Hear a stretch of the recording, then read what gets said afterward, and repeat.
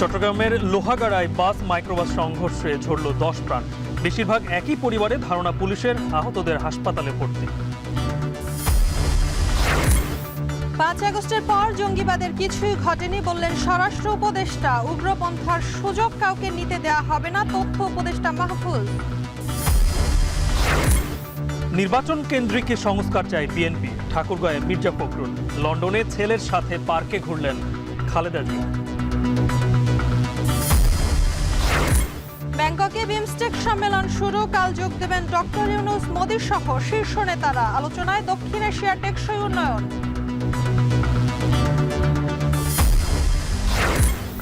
এবং ঈদ আনন্দ চলছেই, বিনোদন কেন্দ্রে সব বয়সীদের ভিড়। ছুটি শেষে কর্মস্থলে ফিরছেন নগরবাসী, আজও ঢাকা ছাড়ছেন অনেকে।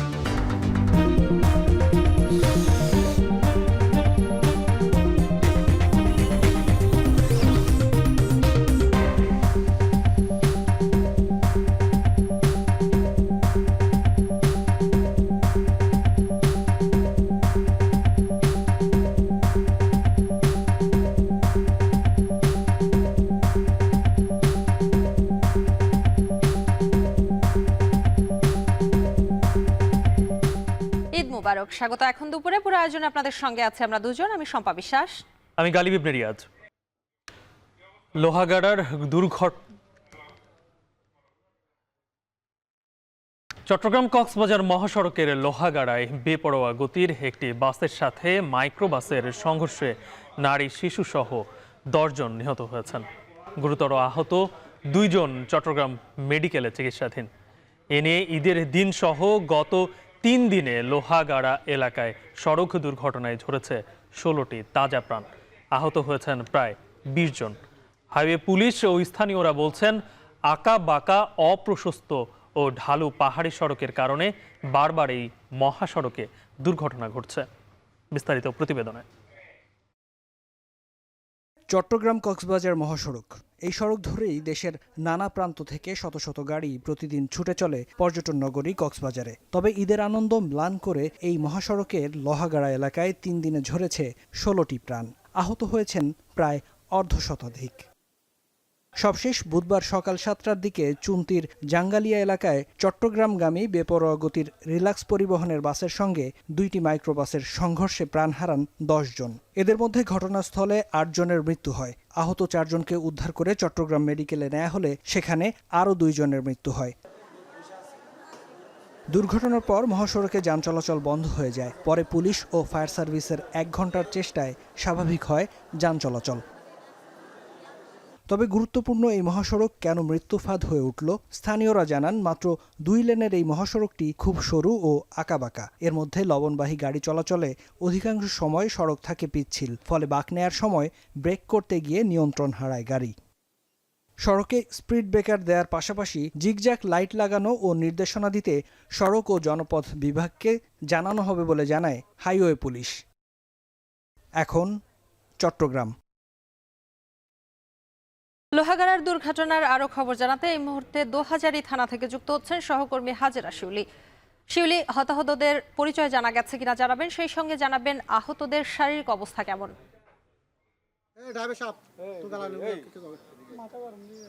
আহতদের শারীরিক অবস্থা এখনো শঙ্কামুক্ত নয় বলে চট্টগ্রাম মেডিকেল কলেজ হাসপাতাল কর্তৃপক্ষ জানিয়েছে।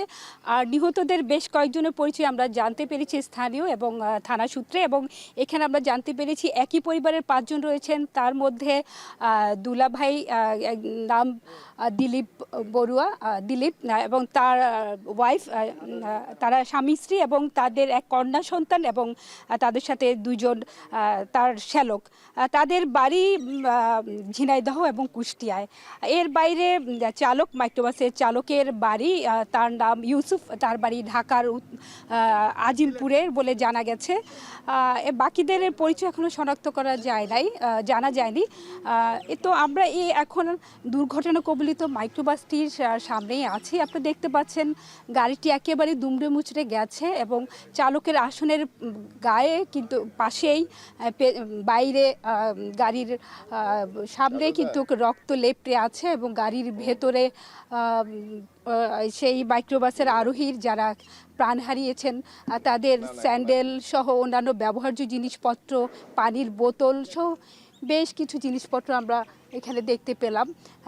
এবং এখানে পুলিশ কিন্তু যে গাড়িটি রিলাক্স পরিবহনের বেপরোয়া গতির যে গাড়ির সাথে এই মাইক্রোবাসটির মুখোমুখি সংঘর্ষ হয়েছে, সে গাড়িটিকেও আটক করেছে, সে বাসটিকে।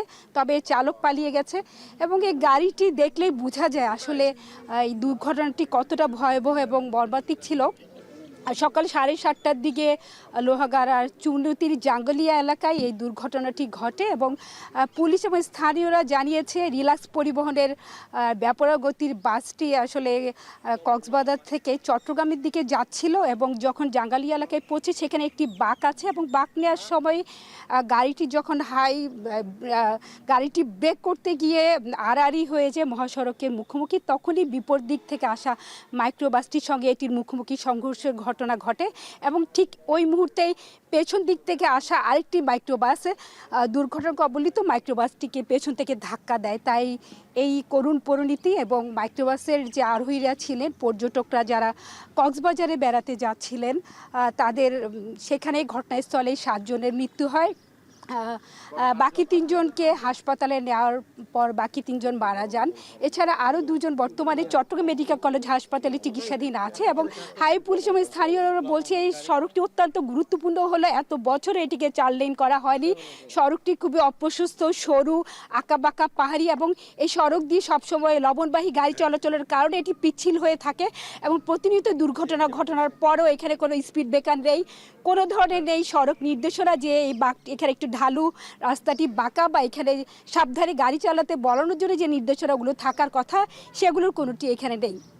সেই সঙ্গে যে এখানে গাড়ির গতি যে একটি নির্ধারণ করে দেওয়া উচিত, যেহেতু এটি খুবই বিপজ্জনক একটি বাঁক রয়েছে এবং রাস্তার অনেকাংশে কিন্তু দেবে গেছে এক পাশে, তাই দুর্ঘটনা ঘটার যে আশঙ্কা যে এখানে রয়েছে এবং প্রতিনিয়ত গত 1 বছর এখানে অসংখ্য দুর্ঘটনা ঘটেছে, সেই বিষয়ে কোনো কর্তৃপক্ষেরই কোনো নজর নেই বা কোনো ব্যবস্থা নেওয়া হয়নি। এই বিষয়ে স্থানীয়রা দাবি জানিয়ে আসছেন যেন সড়কটিকে, এই মহাসড়কটিকে 4 লেন করা হয়, অন্তত পক্ষে তারা 6 লেন করারও দাবি জানিয়েছেন অনেকে। তো এই ছিল আমার কাছে এখনকার মতো লোহাগাড়ার চুনতি এলাকায় সড়ক দুর্ঘটনার সবশেষ। চট্টগ্রাম কক্সবাজারের মহাসড়কের লোহাগাড়ায় সড়ক দুর্ঘটনায় 10 জন নিহত হয়েছেন, আহতরা হাসপাতালে ভর্তি রয়েছে, সেই খবর জানাচ্ছিলেন সহকর্মী হাজেরা শিউলি। এদিকে উপদেষ্টারা জনগণের বাইরে গেলে বিএনপি সমর্থন করবে না বলে মন্তব্য করেন দলটির মহাসচিব মির্জা ফখরুল ইসলাম আলমগীর। বুধবার সকালে ঠাকুরগাঁওয়ের নিজ বাড়িতে সাংবাদিকদের সাথে মতবিনিময়কালে এসব মন্তব্য করেন তিনি। বলেন, বিএনপি আগে নির্বাচন পরে সংস্কার চায়, এটি মিথ্যা ও ভ্রান্ত ধারণা। বলেন, বিএনপিকে টার্গেট করে সোশ্যাল মিডিয়াতে অপপ্রচার চালানো হচ্ছে, বিএনপির কেউ অপকর্ম চালালে কঠোর ব্যবস্থা নেওয়া হবে বলেও মন্তব্য করেন তিনি। ডিসইনফরমেশনের, আপনার মিথ্যা প্রচারের, অপপ্রচারের একটা কারখানা হচ্ছে আপনার সোশ্যাল মিডিয়া। আর তাছাড়া সোশ্যাল মিডিয়া আপনারা সবাই দেখে, জানে, আমি দেখি না। ওদের মিডিয়া সাইড নিয়ে ওরা বুঝুক, আর ওদের মিডিয়া সাইডে যে ডিসইনফরমেশনগুলো চালু থাকে, এটা আপনারা নিজেরাও পড়লে আপনাদেরও বুঝবেন যে এগুলো সব মিথ্যা বয়ান দিচ্ছে তারা। লন্ডনের পার্কে বিএনপির চেয়ারপারসন বেগম খালেদা জিয়াকে নিয়ে ঘুরলেন ছেলে তারেক রহমান। মোবাইলে ধারণ করা একটি ভিডিওতে দেখা যায় বেগম খালেদা জিয়ার সঙ্গে তারেক রহমান ছাড়াও তার পরিবারের অন্যান্য সদস্য, ব্যক্তিগত চিকিৎসক ডাক্তার এজেডএম জাহিদ হোসেন উপস্থিত ছিলেন। যুক্তরাজ্য বিএনপির নেতাকর্মীরাও এ সময় সেখানে ছিলেন। মাত্র কয়েক সেকেন্ডের এই ভিডিওটি ইতিমধ্যে ফেসবুক সহ বিভিন্ন সামাজিক যোগাযোগ মাধ্যমে ছড়িয়ে পড়েছে। 8 জানুয়ারি থেকে চিকিৎসার জন্য লন্ডনে অবস্থান করছেন বিএনপির চেয়ারপারসন। ব্যাংককে অনুষ্ঠিত হচ্ছে বিমস্টেক 6ষ্ঠ শীর্ষ সম্মেলন। আগামীকাল সম্মেলনে যোগ দিবেন প্রধান উপদেষ্টা অধ্যাপক মোহাম্মদ ইউনূস, নরেন্দ্র মোদী সহ সদস্য রাষ্ট্রগুলোর রাষ্ট্র ও সরকার প্রধানরা। 3 দিনব্যাপী সম্মেলনের প্রথম দিন 25তম সচিব পর্যায়ের বৈঠক হয়। পররাষ্ট্র সচিব জসিম উদ্দিনের নেতৃত্বে বাংলাদেশ থেকে অংশ নেয় 5 সদস্যের প্রতিনিধি দল। দিনব্যাপী আলোচনায় উঠে আসে সদস্য দেশের ব্যবসা বাণিজ্য সম্প্রসারণ, যোগাযোগ মহাপরিকল্পনা বাস্তবায়ন, জ্বালানি ও প্রতিরক্ষা সহযোগিতা, দারিদ্র্য দূরীকরণ, কৃষি, সংস্কৃতি ও পর্যটনের বিকাশ সহ আঞ্চলিক সহযোগিতার নানা অগ্রগতি। সম্মেলনের দ্বিতীয় দিন মন্ত্রী পর্যায়ের সভায় অংশ নেবেন পররাষ্ট্র উপদেষ্টা তৌহিদ হোসেন। বৃহস্পতিবার দুপুরে থাইল্যান্ডে পৌঁছাবেন প্রধান উপদেষ্টা ডক্টর মোহাম্মদ ইউনূস ও ভারতের প্রধানমন্ত্রী নরেন্দ্র মোদী। শীর্ষ সম্মেলনে যোগ দেওয়ার আগে এক অনুষ্ঠানে কিনোট স্পিকার হিসেবে বক্তব্য রাখবেন প্রধান উপদেষ্টা।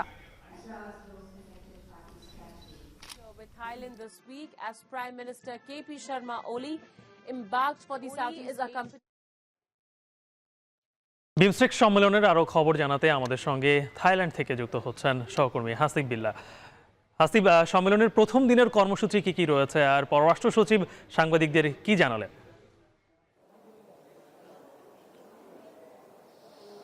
গালিব, বিমস্টেক সম্মেলন 3 দিন ব্যাপী সম্মেলনের প্রথম দিনের কর্মসূচি আপাতত শেষ। এখানে মূলত পররাষ্ট্র সচিব পর্যায়ের কর্মকর্তারা এই প্রথম দিনের বৈঠকে অংশ নিয়েছেন। এখানে মূলত 25তম এই বৈঠকে বাংলাদেশের পক্ষ থেকে পররাষ্ট্র সচিব জসিম উদ্দিনের নেতৃত্বে 5 সদস্যের প্রতিনিধি দল এখানে অংশ নেয় এবং ভারত, মিয়ানমার, থাইল্যান্ড, শ্রীলঙ্কা, নেপাল, ভুটান সহ যে 7টি দেশ, এই 7টি দেশের এই সচিব সহ সমপর্যায়ের কর্মকর্তারা উপস্থিত ছিলেন এবং সেখানে তারা এই অঞ্চলের বাণিজ্য এবং বিনিয়োগ আরো কিভাবে বাড়ানো যায় এবং আরো সহজ কিভাবে করা যায় এইসব বিষয় নিয়ে আলাপ হয়েছে। কারণ এই যে বিমস্টেকটায় গড়ে উঠেছে মূলত এই দক্ষিণ এশিয়ার এই কয়েকটি দেশ যেগুলো বঙ্গোপসাগরের ওপর নির্ভরশীল। আপনি জানেন যে প্রায় 90% বাণিজ্যই হয় এই সাগরের ওপর দিয়ে, যেখানে বঙ্গোপসাগরকে ঘিরে এই কয়েকটি দেশ এবং নেপাল এবং ভুটানও কিন্তু বাংলাদেশ কিংবা ভারতের উপর দিয়েই এই তাদের বাণিজ্য এবং সরবরাহ হয়। এই যে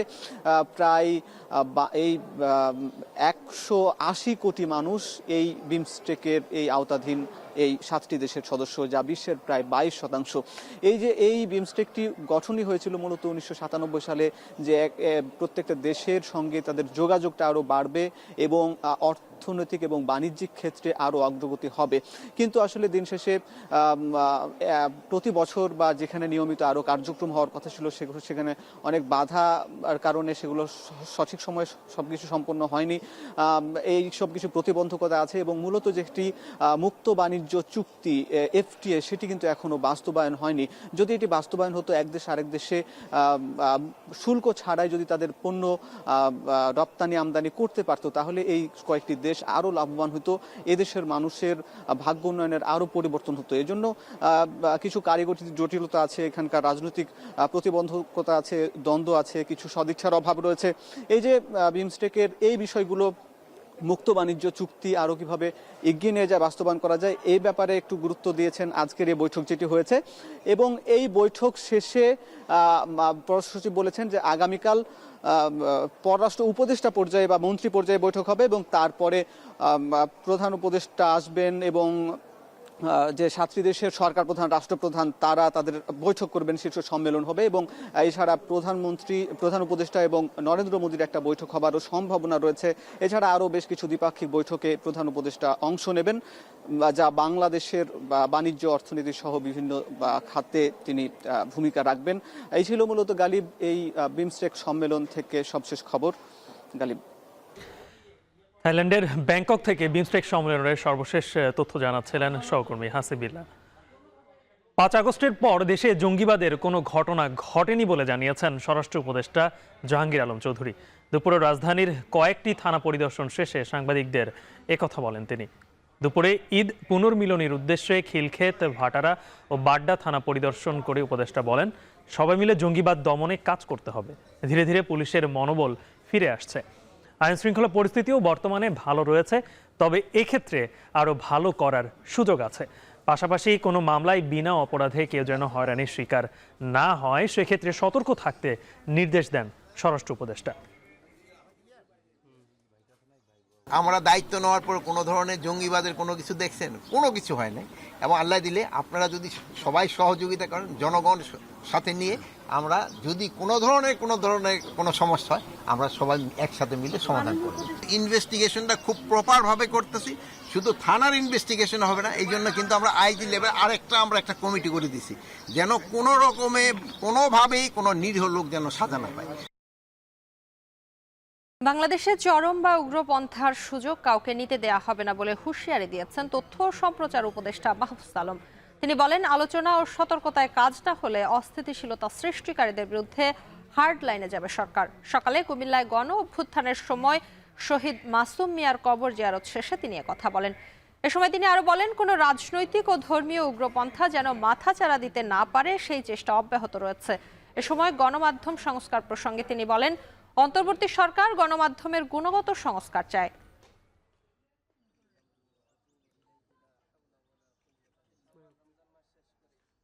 কোনো ধরনের উগ্রপন্থা, ধর্মীয় রাজনৈতিক কোনো রকম উগ্রপন্থায় যাতে বাংলাদেশে মাথাচাড়া না দিতে পারে, বাংলাদেশকে যাতে আমরা একটা গণতান্ত্রিক যে রূপান্তরের ক্ষেত্রে ডক্টর মোহাম্মদ ইউনূসের নেতৃত্বে আমরা কাজ করছি, এটা যাতে আমরা সাধন করে যেতে পারি এবং নির্বাচনের মাধ্যমে যথাসময়ে আমরা যাতে গণতান্ত্রিক একটা রূপান্তরে ভূমিকা রাখতে পারি।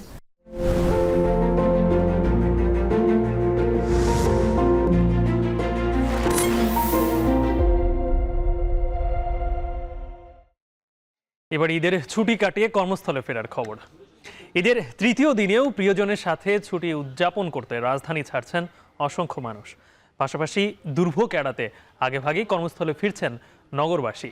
ঈদে লম্বা ছুটির ফলে সুবিধামতো সময়ে যাত্রা বেছে নিয়েছেন যাত্রীরা। বুধবার রাজধানীর রেলওয়ে স্টেশন ও বাস টার্মিনালে দেখা যায় যাত্রীর প্রবেশ ও বাহিরের মিশ্র চিত্র। আরও জানাচ্ছেন মাঝার ইমন। রাজধানীর কমলাপুর রেলওয়ে স্টেশনের এই চিত্র ঈদের তৃতীয় দিনের। হাতে ব্যাগ আর কমিউটার ট্রেনের টিকিট বিক্রির ভিড়ই বলে দিচ্ছে ঢাকা ছাড়া মানুষের চাপের কথা। ঘরমুখ মানুষের এই চাপ দেখা যায় বুধবার সকাল থেকেই। অনেক যাত্রী আগেভাগে এসে বসে থাকেন প্ল্যাটফর্মে। কর্মস্থল থেকে ছুটি পাওয়া আর ভোগান্তি এড়াতে ঈদের পর যাত্রা বেছে নিলেও এড়াতে পারেননি ভিড়ভাট্টা। দেরিতে যাচ্ছি, ঈদের চাপ হয়, এই কারণেই দেরিতে যাচ্ছি, কিন্তু আজকে এসে দেখি একই অবস্থা। রিল্যাক্সে যাওয়ার জন্য একটু ঈদের 3 দিন পরে যাওয়ার সিদ্ধান্ত আর কি, কিন্তু মোটামুটি ট্রেন লেট প্লাস হচ্ছে ভিড় যথেষ্ট, মানে অনেক। ঈদের তৃতীয় দিনে ট্রেনের সিট পাচ্ছি না, দাঁড়ায় দাঁড়ায় বেবি নিয়ে কোলে করে নিয়ে যাইতে হইতেছে। এদিন ঈদ ছুটি শেষে ঢাকায় ফেরা যাত্রীদেরও উপস্থিতি দেখা যায় রেল স্টেশনে। ভোগান্তি এড়াতে ছুটি শেষের আগেই আসার কথা জানালেন অনেকে। ঈদের 3 দিন আগে চলে গেছি, আর এখন চলে এসছি আগে, যে আরো পরে আসলে তো যানজট পড়বে। যাত্রাপথে মোটামুটি ট্রেন শিডিউল মাফিক, টাইম মাফিক ছেড়েছে, ওটা নিয়ে কোনো ভোগান্তি শিকার হতে হয়নি। আর টিকিটও ভালো ছিল, টিকিটে কোনো কালোবাজারি ছিল না। ঈদ যাত্রায় যেটা চিত্র দেখেছি সেটা আসলে অনেকটা প্রশংসার দাবি রাখে। আর খাবারের মানটা, যেটা রেলের খাবারের মানটা, এটা একটু উন্নত করতে হবে। ফিরতির চেয়ে এখনও রাজধানী ছাড়া যাত্রীর চাপ তুলনামূলক বেশি জানিয়ে কমলাপুর রেলওয়ে স্টেশন ম্যানেজার বলছেন, ভবিষ্যতে ঢাকায় ফেরা মানুষের চাপ বাড়লেও স্বাচ্ছন্দ্যে থাকবে রেল ভ্রমণ। যাওয়ার এবং আসার দুই দিকে চাপ আছে। আগামীতে থেকে হয়তো যাওয়ার চাপটা কমে যাবে, আসার চাপটা বাড়তে থাকবে, এবং সেক্ষেত্রে আমাদের আগের মতোই সকল ধরনের প্রস্তুতি আছে, সব ধরনের নিরাপত্তার ব্যবস্থা, এবং ট্রেনগুলো যাতে সঠিক সময় ছেড়ে যেতে পারে এবং সঠিক সময় আসতে পারে সেই জন্য প্রস্তুতি প্ল্যান সব কিছু আমাদের আছে। এদিকে ট্রেনের মতো সড়ক পথেও দেখা যায় একই চিত্র। যানজট এড়াতে ঈদ উদযাপন শেষে আগেই ঢাকায় ফেরার কথা বলছেন বাস যাত্রীরা। আগের দিকে টিকিটগুলো সহজে পাওয়া যায়, পরে টিকিট পাইতে ঝামেলা হবে, এই কারণে আগেভাগে চলে আসি। এখন আগেভাগে চলে আসছি, কারণ পর যানজট হবে। এবারের ঈদ যাত্রায় সকল পথেই স্বাচ্ছন্দ্যপূর্ণ যাত্রার কথা বলছে মানুষ। মাঝার ইমন, এখন, ঢাকা। হাজারো প্রতিকূলতার মাঝে বিশ্বের সর্বাধুনিক প্রযুক্তি আর আন্তরিক সেবা নিয়ে আমরা তৈরি। বিআরবি হসপিটালস লিমিটেড, কাঙ্ক্ষিত সেবার ঠিকানা। ঈদ উদযাপনে ঢাকা ছেড়েছেন অসংখ্য মানুষ। এতে অনেকটাই ফাঁকা ব্যস্তই নগর। প্রতিবারই ঈদ ছুটিতে নীরব ঢাকায় সরব হয়ে ওঠে বিভিন্ন অপরাধ চক্র। তৈরি হয় শঙ্কা, ঘটে অঘটন। নগরবাসী বলছে, ঈদে গ্রামে গেলেও ঢাকার বাসাবাড়ির মালামাল নিয়ে দুশ্চিন্তা রয়েছে, তবে চিন্তার কোনো কারণ নেই বলে জানিয়েছে পুলিশ। মাঝার ইমনের আরও একটি প্রতিবেদন।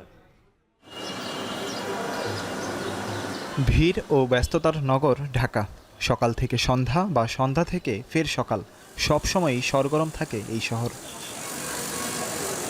পৃথিবীর অন্যতম ঘনবসতিপূর্ণ এই রাজধানীতে কিছুটা স্বস্তির দেখা মেলে ঈদুল ফিতর ও ঈদুল আজহায়। পরিবার পরিজন নিয়ে ঈদ উদযাপনে ঢাকা ছাড়ে লাখ লাখ মানুষ। অফিস আদালত বন্ধ ও বাসাবাড়ি খালি থাকায় নগর জুড়ে নামে স্তব্ধতা। ছুটিতে নীরব ঢাকায় সরব হয় বিভিন্ন অপরাধী চক্র। এবার পরিবর্তিত পরিস্থিতিতে আইনশৃঙ্খলার ঢিলেঢালা চিত্রে এই সংখ্যা বেড়েছে কয়েক গুণ, যে কারণে ঈদে গ্রামে গেলেও ঢাকায় থাকা বাসাবাড়ির নিরাপত্তা নিয়ে চিন্তিত নগরবাসী। বাসাবাড়ি রেখে যারা যাবে গ্রামের বাড়িতে ঈদ, তাদের জন্য ঈদটা খুব আনন্দদায়ক হবে না। তার জন্য চিন্তা থাকবে সবসময় একটা মাথার মধ্যে যে কী হবে না হবে, কারণ সিকিউরিটি তেমন খুব ভালো বলে মনে হয় না আমার কাছে। আইন শৃঙ্খলার অবস্থা বর্তমান যা, তো এটাতে আমরা আসলে খুবই শঙ্কার মধ্যে আছি, আমরা নগরবাসী যারা আছি, বিশেষ করে ঈদের সময়। গেল ২৬ মার্চ ভোরে ধানমন্ডির এই বাড়িতে ডাকাতি হয় র্যাব ম্যাজিস্ট্রেট ও শিক্ষার্থী পরিচয়। ডাকাতির সিসিটিভি ফুটেজ সামাজিক যোগাযোগ মাধ্যমে ছড়িয়ে পড়লে শুরু হয় তোলপাড়। ঘটনায় জড়িতদের কয়েকজনকে গ্রেফতার করেছে পুলিশ। কয়েক মাসে রাজধানীতে ঘরে সড়কে চুরি ছিনতাইয়ের ঘটনা নেহাত কম নয়। সামনে আসছে কুপিয়ে জখম বা গুলি করে লুটের ঘটনাও। কয়েকদিনের রাত 10টার পর 11টার পর যাত্রাবাড়ি প্লাস শনিরাকড়া কাজলা কয়েকবারই মোবাইল টোবাইল হারাইছি, মানে চিন্তা করে লইয়ে যায় ঠেক দিয়া, টাকা না থাকলে উল্টো বলে আরো মারে।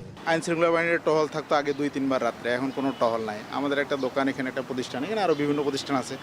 রাত্রে আমরাই যদি জেগে পাহারা দেই তাহলে পুলিশ প্রশাসন এরা কি করে? এরা কিছু করতে পারে না।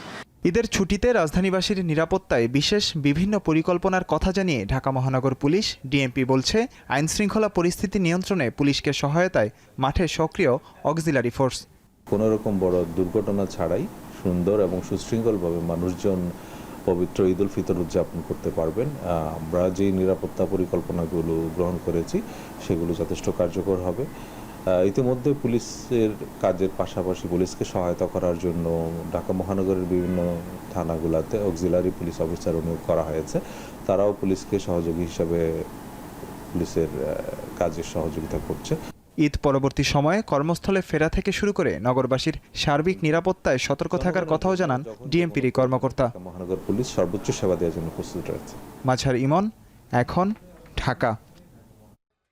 গালিব, ঈদের ছুটি চলছে, অনেকেই গ্রামের বাড়ি চলে গিয়েছেন, অনেকে আবার রাজধানীতে আছেন। যারা রাজধানীতে আছেন তারা কিন্তু পরিবার পরিজন নিয়ে ঘুরে বেড়াচ্ছেন বিভিন্ন বিনোদন কেন্দ্রে।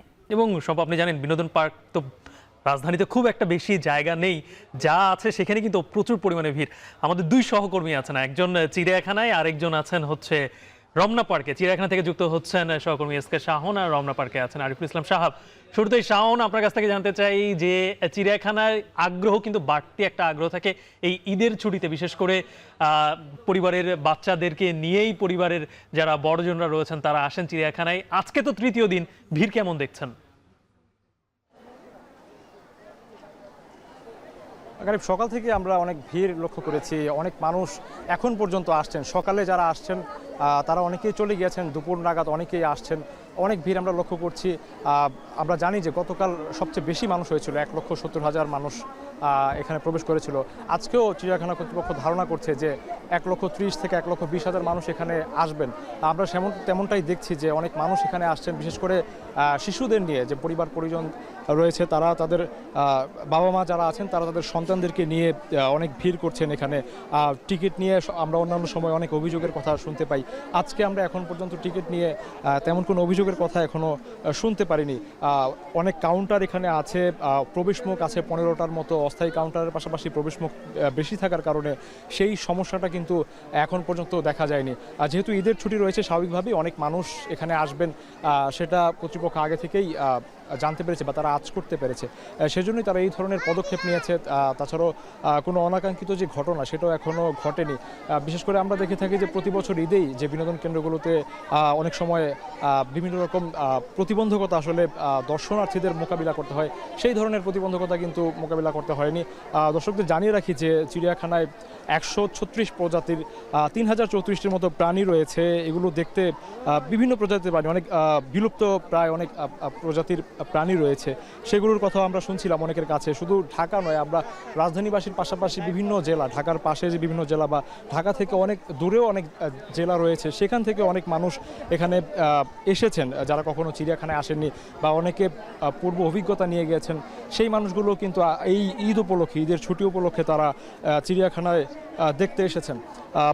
বিশেষ করে আমরা শিশুদের কথা তো বলতেই হয় যে শিশুরা খুব আগ্রহ নিয়ে এখানে আসছেন। তারা অনেকেই বলছেন যে বই পুস্তকে অনেক প্রাণীর কথা তারা শুনেছেন, সেই প্রাণীর কথা আমরা তাদের কাছে শুনছিলাম। বিনোদন কেন্দ্রগুলোর খবর জানাতে এই মুহূর্তে রমনা পার্কে আছেন সহকর্মী আরিফুল ইসলাম সাহেব। আমরা আরিফুল ইসলাম সাহেবের কাছে চলে যাচ্ছি। সাহেব,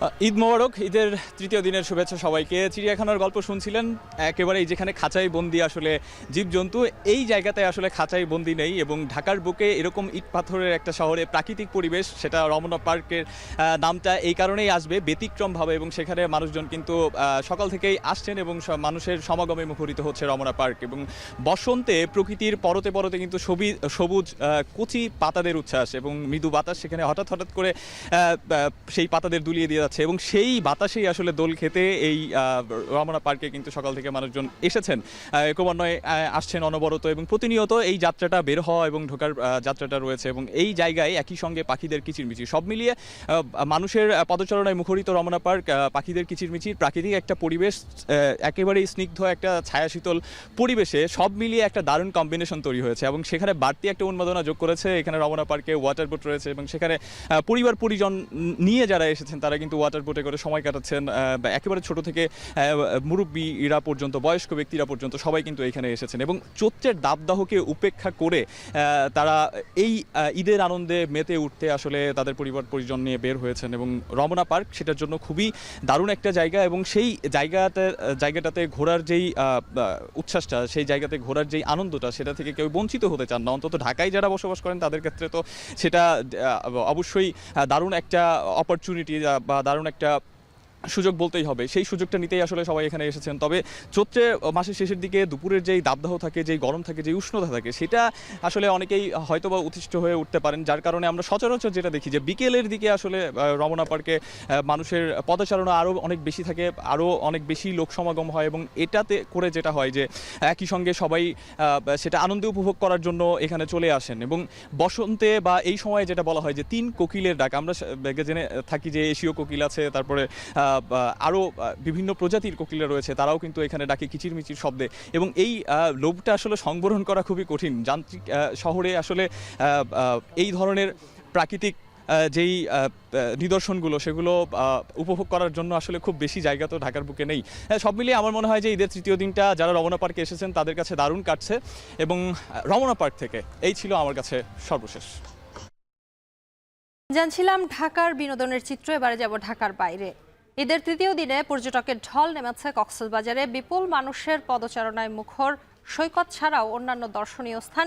একই চিত্র রয়েছে বগুড়াতেও। আমরা বগুড়া এবং কক্সবাজারের খবরাখবর জানবো। শুরুতেই যাব কক্সবাজারের সহকর্মী মন্তোষ পেতকের কাছে। মন্তোষ, জানাবেন সৈকতে যারা পর্যটক আছেন তাদের ভিড় কেমন দেখছেন, সেই সঙ্গে যারা ঘুরতে এসেছেন তারা কি বলছেন?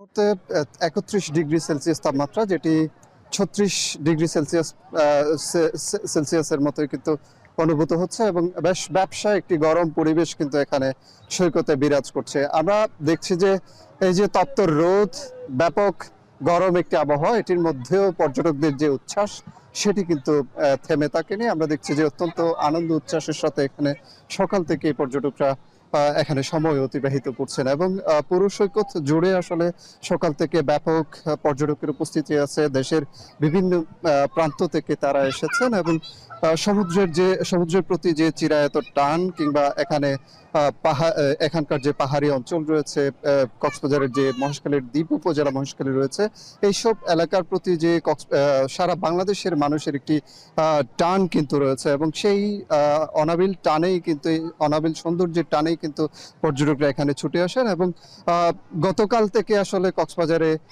পর্যটকদের উপচে পড়া একটি ভিড় কিন্তু শুরু হয়েছে, এবং যেটি আজকে কিন্তু সেই উপস্থিতি আরো বেড়েছে। এবং হোটেল মালিকরা যেটি বলছেন, এই যে পর্যটকের চাপ, এটি আগামী শনিবার পর্যন্ত প্রচুর থাকবে, প্রচুর পর্যটক কক্সবাজারে অবস্থান করবেন, এবং এরপর আগামী 1 সপ্তাহ ধরে আসলে পর্যটকের উপস্থিতি ব্যাপক থাকবে বলে তারা আসলে আশা করছেন। এবং তারা আসলে এই যে চাপটির আশায়, এই যে পর্যটক সমাগমের আশায় তারা আসলে পুরো রমজান মাস জুড়ে একটি নীরব নিস্তব্ধ সময় গিয়েছে কক্সবাজারের উপর দিয়ে, সেই সময়টিতে তারা হোটেল গুলোকে সংস্কার করেছেন এবং এখানে যে রিসোর্ট কিংবা রেস্তোরাঁগুলো রয়েছে সেগুলো সংস্কার কিন্তু হয়েছে এবং এই যে নতুন করে অর্থলগ্নি কিংবা বিনিয়োগ সেটি কিন্তু তারা এখন উঠিয়ে নেওয়ার সুযোগ পাচ্ছেন। এখানে সৈকতে যারা সৈকত কেন্দ্রিক যেসব কয়েক হাজার ব্যবসা প্রতিষ্ঠান রয়েছে তাদের ক্ষুদ্র অনেক ব্যবসায়ীর সাথে কথা বলেছি, ভ্রাম্যমাণ হকারের সাথে আমাদের কথা হয়েছে এবং এখানে যারা ছবি তোলেন তাদের সাথেও কথা বলেছি।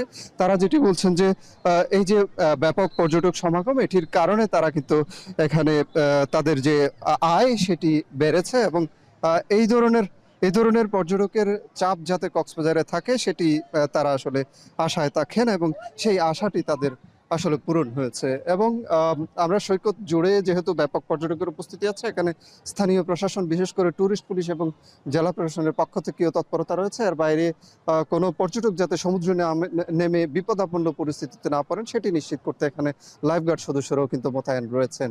এই ছিল আমার কাছে কক্সবাজার সৈকত থেকে সবশেষ। কক্সবাজার থেকে যুক্ত ছিলেন সহকর্মী মন্তোষ বেতজ্ঞ। জানছিলাম কক্সবাজারের খবর। এবারে চলে যেতে চাই বগুড়াতে। ২৫০০ বছরের পুরনো প্রাচীনতম সভ্যতার নগরী বগুড়ার পুনর্বর্ধন, যা এখন মহাস্থানগড় নামে পরিচিত। ঈদের তৃতীয় দিনে পর্যটকের পদচারণায় মুখর এই দর্শনীয় স্থানটি। এ নিয়ে আরো জানাতে এই মুহূর্তে যুক্ত হচ্ছেন সহকর্মী মাজেদুর রহমান। মাজেদ, মহাস্থানগড়ে দর্শনার্থীদের ভিড় কেমন দেখছেন, সেই সঙ্গে জানাবেন তারা কেমন এই স্থানটি উপভোগ করছেন। হ্যাঁ শম্পা, আপনাকে প্রথমে বলে রাখি যে প্রাচীন সভ্যতার যে নগরী, এই পুণ্ডবর্ধন যে নগরী যেখানে আমি আসি সেটা হলো মহাস্থান। এই মহাস্থানটা কিন্তু সেই সময় আর্য গুপ্ত পাল যে রাজা তাদের কিন্তু প্রাদেশিক রাজধানী ছিল এখানে এবং প্রাচীন সভ্যতা নগরী, অর্থাৎ যীশুখ্রিস্ট জন্মের পূর্ব থেকেও কিন্তু এই নগরীটা এখানে স্থাপিত হয়েছিল। পরে হিন্দু যে রাজা সামন্ত রাজাদের এখানে রাজধানী ছিল। আর এই প্রাচীন যে নগরী, সেই নগরীকে কেন্দ্র করে সেই সময় যে সভ্যতাটা গড়ে উঠেছিল সেই সভ্যতার নিদর্শন কিন্তু দেখতে এখনও মানুষের ভিড় জমাচ্ছে এখানে। ঈদের যে ছুটি, সেই ছুটিতে কিন্তু এখানে প্রচুর পরিমাণে মানুষ আসছে। আপনারা দেখতে পাচ্ছেন দর্শনার্থীরা তারা কিন্তু ইতিহাসকে জানছে, ইতিহাসের আগেকার যে সভ্যতা কেমন ছিল। এই যে সামনে যে জাদুঘর, সেই জাদুঘরে কিন্তু প্রায় ২৭০০ বছর আগেকার যে যেমন কৃষ্টি কালচার কেমন ছিল সেটা কিন্তু এখানে যে জাদুঘরে সেখানে কিন্তু স্থান পাচ্ছে। আর শুধু এখানে না, এখানকারকে কেন্দ্র করে কিন্তু আশপাশের প্রায় ১৩ কিলোমিটার এলাকা জুড়েই কিন্তু সে সময়ে বৌদ্ধদের কিন্তু বিদ্যাপীঠ এখানে ছিল, যেটাকে স্তূপা বলা হয়। সেই স্তূপাগুলো কিন্তু এখানে রয়েছে। আর এখানে যে মূল যে জায়গাটি সেটা কিন্তু ১৫০০ মিটার দৈর্ঘ্য এবং ১৩০০ মিটার প্রস্থের যে স্থানটি রয়েছে, সে স্থানে কিন্তু প্রাদেশিক রাজধানীর যে মূল কাঠামো যেখান থেকে প্রশাসনিক কার্যক্রম চালানো হতো সেখানটি কিন্তু এই স্থানে আমরা যেখানে রয়েছি। আর এখানে কিন্তু প্রচুর পরিমাণে দর্শনার্থী এখানে এখনও দেখা যাচ্ছে, তারা আসছেন, তারা দেখছেন, উপভোগ করছেন এবং ইতিহাসকে জানছেন। এবং জাদুঘরে তারা এখানে এসে কিন্তু জাদুঘরে তারা বিভিন্ন যে আগেকার যে বাসন কোসন এবং যে বল্লম ব্যবহার করা হতো সেটাগুলো দেখছেন। এইভাবে কিন্তু তারা এখানটা উপভোগ করছেন এবং আরও যে সামনের যে দিনগুলো রয়েছে ছুটি, সেই দিনগুলোতে তারা এখানে আসবেন এমনটি মনে করছেন এখানে জাদুঘর কর্তৃপক্ষ এবং এখানকার কাস্টোডিয়ান। তো এই ছিল শম্পা আমার কাছে বগুড়ার যে প্রাচীনতম নগরী পুণ্ডবর্ধন, সেখান থেকে সর্বশেষ। মহাস্থানগড় থেকে যুক্ত ছিলেন সহকর্মী মাজেদুর রহমান। পবিত্র ঈদ উল ফিতরের লম্বা ছুটিতেও ভারতগামী যাত্রীদের চাপ নেই ব্রাহ্মণবাড়িয়ার আখাউড়া স্থলবন্দরে। ভিসা জটিলতার কারণে যাত্রী পারাপার কমেছে ৮০%-রও বেশি। এর ফলে কমছে রাজস্ব আহরণও। যেখানে অন্যান্য বছর ঈদে প্রতিদিন ২ থেকে ২.৫ হাজার যাত্রীর ভিড় থাকতো, সেখানে বর্তমানে বন্দর ব্যবহার করছেন ১০০ থেকে ১৫০ জন যাত্রী। বন্দর ও ইমিগ্রেশন সংশ্লিষ্টরা জানান, ভারত সরকার জরুরি ছাড়া সকল ধরনের ভিসা প্রদান বন্ধ রাখায় বন্দর দিয়ে যাত্রী পারাপার ক্রমাগত কমছে। এই অবস্থায় কমছে ভ্রমণ কর বাবদ সরকারের রাজস্ব আহরণও। বর্তমানে শুধু মেডিকেল ভিসার যাত্রী পারাপার হচ্ছেন। দেশের বাইরের প্রসঙ্গ, বাণিজ্য যুদ্ধের অপেক্ষায় উদ্বিগ্ন বিশ্ব। আর মাত্র কয়েক ঘন্টা পরই বিশ্বব্যাপী নতুন শুল্ক আরোপ ঘোষণা করতে যাচ্ছে ট্রাম্প প্রশাসন, নিশ্চিত করেছে হোয়াইট হাউস। তবে এই শুল্কের আকার কেমন হবে কিংবা বাণিজ্যিক সংকট কতটা তীব্র হতে যাচ্ছে তা বিস্তারিত জানানো হয়নি। তবে এতেই চিন্তার ভাঁজ আরও গভীর হয়েছে সর্বস্তরের ব্যবসায়ী, ভোক্তা এবং বিনিয়োগকারীদের। আরও জানাচ্ছেন নুসরাত কামাল। কয়েক সপ্তাহ ধরেই 2 এপ্রিলকে স্বাধীনতা দিবস হিসেবে আখ্যায়িত করে আসছিলেন ডোনাল্ড ট্রাম্প। বারে বারে হুমকি দিয়েছেন নতুন শুল্ক দিয়ে কাঁপিয়ে দেবেন বিশ্ব বাণিজ্য ব্যবস্থাকে। শুল্কের আকার কেমন হবে কিংবা বাণিজ্যিক সংকট কতটা তীব্র হতে পারে জানা যায়নি কিছুই। তবে মার্কিন পণ্যের উপর শুল্ক আরোপ করা সব দেশের বিরুদ্ধে যুক্তরাষ্ট্রের পাল্টা শুল্ক কার্যকর হবে ওয়াশিংটনের স্থানীয় সময় বুধবার রাত 8টায় প্রেসিডেন্টের ঘোষণার সাথে সাথে, জানিয়েছে হোয়াইট হাউস। শুধু অটোমোবাইল আমদানিতে 25% শুল্ক কার্যকর হবে বৃহস্পতিবার। American workers and businesses will be put first under President Trump, just as he promised on the campaign trail. The president's historic action tomorrow will improve American competitiveness in every area of industry. Trump প্রশাসনের কর্মকাণ্ডে সবচেয়ে বড় বাণিজ্যিক মিত্রদের সাথে মুখোমুখি অবস্থানে যুক্তরাষ্ট্র। মার্কিন পণ্যে পাল্টা শুল্ক আরোপের কঠিন হুঁশিয়ারি দিয়েছে নিকটতম প্রতিবেশী কানাডা, আটলান্টিকের অপর প্রান্তে ইউরোপীয় মিত্র সহ প্রায় সব দেশ। Europe did not start this confrontation. We think it is wrong. But my message to you today is that we have everything we need to protect our people and our prosperity. Trump প্রশাসনের দাবি, যুক্তরাষ্ট্র ও বহির্বিশ্বের চরম ভারসাম্যহীন বাণিজ্যে ঘাটতির পরিমাণ $1,20,000 কোটি ছাড়িয়ে গেছে। এই দাবি যদি সত্যও হয়, তাও ভারী শুল্ক আরোপ সমাধান নয় বলছেন অর্থনীতিবিদরা। Consumer's not going to pay it all. The manufacturer's going to pay some of it. The currency is going to eat some of it. Look, for a lot of these companies, it's a loss minimization process.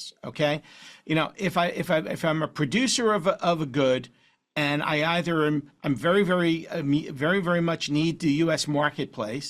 ট্রাম্পের নতুন শুল্ক সামনে রেখে Japan থেকে যুক্তরাজ্য, এমনকি খোদ যুক্তরাষ্ট্র সহ সারা বিশ্বের উৎপাদন খাতে মার্চ ছিল ভাটার মাস। বিনিয়োগকারীদের তীব্র অনাস্থায় গেল এক মাসে $5 লাখ কোটি হাওয়া হয়ে গেছে মার্কিন পুঁজিবাজার থেকে। নুজহাত কামাল, এখন বিশ্ব। পাকিস্তানের মাটিতে চলতি মাসেই শুরু হচ্ছে 2025 নারী বিশ্বকাপের বাছাই পর্ব। আগামী 5 থেকে 19 এপ্রিল লাহোরে অনুষ্ঠিত হবে এই প্রতিযোগিতা। 3 এপ্রিল পাকিস্তানের উদ্দেশ্যে রওনা করবে নিগার সুলতানা জ্যোতির দল। বাছাই পর্বের বাধা পেরোতে ব্যাটারদের ভালো করা আর বোলারদের ইকোনমিক্যাল থাকার লক্ষ্যের কথা জানিয়েছেন টাইগ্রেস অধিনায়ক নিগার সুলতানা জ্যোতি। যদি আমরা টিম ওয়াইজ বেটার খেলতে পারি এবং স্পেশালি যদি ব্যাটিং ইউনিট রান করতে পারে, কারণ সবাই আমরা জানি পাকিস্তানের উইকেটগুলো কেমন হয়, অনেক বেশি ব্যাটিং ফ্রেন্ডলি। সেখান থেকে যদি ব্যাটিংয়ে আমরা ভালো স্টার্ট করে দিতে পারি এবং আমাদের বলাররা কিন্তু দুর্দান্ত, সবসময় আমাদেরকে অনেক বেশি ব্যাকআপ দেয়। যখন আমরা এখানে আমাদের মাটিতে খেলি তখন ডিফারেন্ট ওয়াইজ খেলি, কিন্তু ভালো উইকেটে যাই একটু স্ট্রাগল করতে হয়। কিন্তু এই জায়গা থেকে বের হওয়ার একমাত্র উপায় হচ্ছে আমাদের যার ক্যারেক্টার থেকে বের হয়ে আসে এবং ডিফারেন্ট টাইপস অফ ক্রিকেট খেলা। কারণ মডার্ন ক্রিকেটে এখন আগের ধাঁচে যদি আপনাকে দেখলাম যে আমি 200 রান করবো, সেটাকে ডিফেন্ড করবো, এটা অনেক ডিফিকাল্ট ভালো উইকেটে। এর সাথে শেষ করছি এখন দুপুর। তার আগে শিরোনামগুলো আরো একবার। চট্টগ্রামের লোহাগাড়ায় বাস মাইক্রোবাস সংঘর্ষে ঝরল 10 প্রাণ। ঈদে একই এলাকায় সড়ক দুর্ঘটনায় 16 জনের মৃত্যু। 5 আগস্টের পর জঙ্গিবাদের কিছুই ঘটেনি বললেন স্বরাষ্ট্র উপদেষ্টা। উগ্রপন্থার সুযোগ কাউকে নিতে দেওয়া হবে না বললেন তথ্য উপদেষ্টা। নির্বাচন কেন্দ্রিক সংস্কার চায় বিএনপি। ঠাকুরগাঁয়ে মির্জা ফখরুল। লন্ডনে ছেলের সাথে পার্কে ঘুরলেন খালেদা জিয়া। ব্যাংককে বিমস্টেক সম্মেলন শুরু, কাল যোগ দেবেন ডক্টর ইউনূস, মোদি সহ শীর্ষ নেতারা। আলোচনায় দক্ষিণ এশিয়ার টেকসই উন্নয়ন।